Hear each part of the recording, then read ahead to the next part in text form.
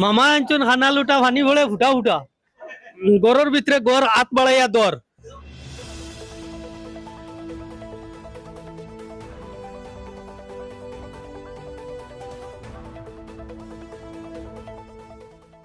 আমাদের দৈনন্দিন জীবনের একটি বড় অংশ হলো হাট বাজার, যেখানে অনেক মানুষ কিছু না কিছু বিক্রি করতে আসে আর অনেক মানুষ এখানে ক্রয় করতে আসে।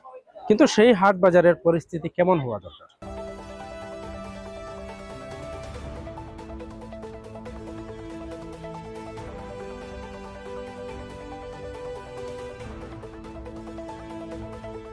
বন্ধুরা, আমরা এই মুহূর্তে আছি দলাইয়ের শেওরারতল জিপির হাওয়াইতাং বাজারে।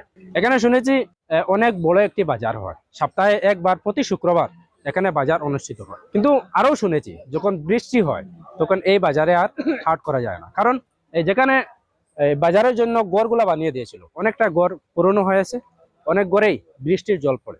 গরর ভিতরে গড় হাত বাড়াইয়া দর, গরর ভিতরে ফলিটিন টাঙ্গাইয়া আমরা বুয়া লাগের আইতাঙ্গুর বাজারও এই সমস্ত এইরকম বাজার, যে বাজারও বৃষ্টি দিলে বুয়া যায় না, গরর ভিতরে খাড়া হইবার জায়গা নাই, ওলা জল ভরে।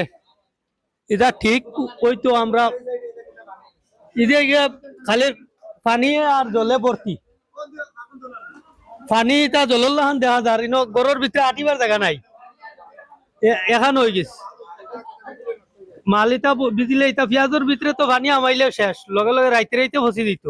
আলু তোলা যেটা বিজে আর পলিটিন টাঙ্গাইয়া আমরা বইয়ার সব ঘর টিন খানা। মামা আনছুন খানা লুটা পানি ভরে ফুটা ফুটা, তো এইরকম আমরা পানিটা খালি ফুটা ফুটা হইয়া পড়ে। গ্রাম অঞ্চলের অর্থনীতির মূল ভিত্তি হলো হাট বাজার। এই হাট বাজার থেকে অর্থনীতির বড় একটি অংশ আসে, কারণ হাট বাজার শুধু একজন ব্যক্তি বা কয়েকজনের মধ্যে সীমাবদ্ধ থাকে না। একটি হাট বাজারের উপর হাজার হাজার মানুষ নির্ভরশীল। কিন্তু এই হাট বাজারের অবস্থা আপনারা সামনে দেখতে পারবেন।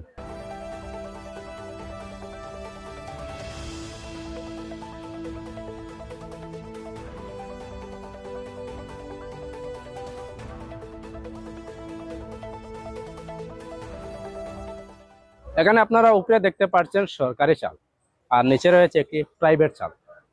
মানে সরকারি চালের নিচে প্রাইভেট চাল দেওয়ার মতো পরিস্থিতি এখানে হয়ে গেছে। যদি না দেন তাহলে বৃষ্টির জলে ভিজে যাবে, তাই বাধ্য হয়ে এখানে একটি ছাউনি দেওয়া হয়েছে। এই পাশে সরকারি চাল থাকা সত্ত্বেও মানুষ বাধ্য হয়ে এখানে নিজস্ব চাল তৈরি করতে বাধ্য হয়েছে মানুষ। না ওই তো চাল বানাইব কইয়া তো 2-3 বছর গেল, এখন যদি সরকারে দেয় ওই তো, না দিলে তো নাই। তো আমি তোরা লাগাইছি চাল, লাগাই এখন দোকানদারি করি, 5,000 জল পরে, কোনোদিকে বোয়ার সুবিধা নাই।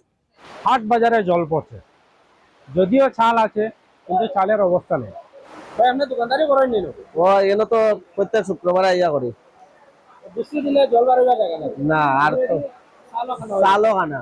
তো এই সম্পর্কে আপনি কি তা বলবেন? তো সরকার থেকে তো কইছিলাম আমরা বাক্কা আগে, তারা কইলো যে টিন লাগাইয়া দিব, তখনও পর্যন্ত তো লাগাইয়া দিছে না। আর তো আমরা তো আইয়া বই আর তো যেরকম পারি আর বই আর ওটাও আর কি। তো সরকারের কাছে আমরা দাবি যে টিনটা আমরা লাগাইয়া যতবারে তাড়াতাড়ি লাগাইয়া দিবার লাগে।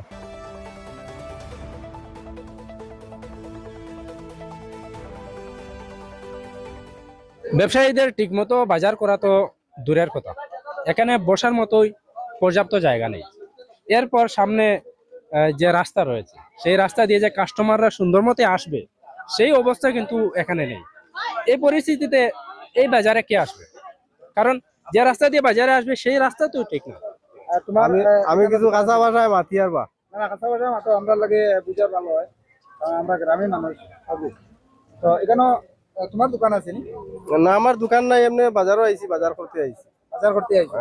তো বাজারের পরিস্থিতি কিরকম দেখরা আপনি? আজকে তো অনেক বেশি বৃষ্টি। বাজারের পরিস্থিতি তো অনেক বেশি বৃষ্টি, ওর অথচ মানুষ দাঁড়াইতে পারেন না। গরম নিচে সব সব টিন গুলা ভাঙ্গা, তারপরে বাজার করতে পারেন মানুষ এমনিই যার। আচ্ছা, এই বাজারে মানুষ কিরকম আইব? আচ্ছা, আমরা এখানে দেখে অনেক সেট করা আছে, কিন্তু একটা সেট করার সুবিধা মতো চাল নাই। কোনো একটা সেট করে চাল নাই, সবটি সেট করে চাল ভাঙ্গা। রাস্তার অবস্থা জালের মতো হয়ে গেছে। এখান থেকে বৃষ্টি পড়ছে, বৃষ্টির জল পড়ে, এই জলটা বেরোনোর জায়গা নেই। দাদা দোকানদারি চলেননি? দাদা সামনে দোকানদারি করবো কইছে কালে ঝগড়া আমরা তো জায়গার পালা ওরা সব কিছু দিই বলে তো তারা কাজ করিয়া দেয় না টিন টান কোনো কিছু লাগাই দেয় না বৃষ্টি দেওয়ার পরেও তো আমরা ওরকম সব মাল সব প্যান ঘুরিয়ে রাখা কেমনে বাজার করবো কত টাকা মাল আনছি দাদা এখন কেমনে বাজার করবো মনে করেন আমরা ওই বললাম করি আমরা খালি বৃষ্টি খাইতাম নি আর ওরকম বৃষ্টি ভিজিতাম নি তুমি না সালোর তল তো ইয়া মেঘর মাঝে কিতা লাগি বইছো?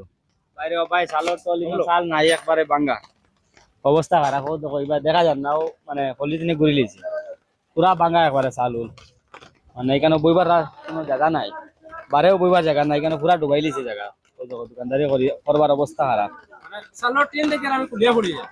তিন গুলিয়া পড়ে যায় তার লাগে বইলাম বারে তেরফাল দিয়া এখান বারেও ফ্লাট করে লিছে এটা কেমন আগে থেকে এরকম?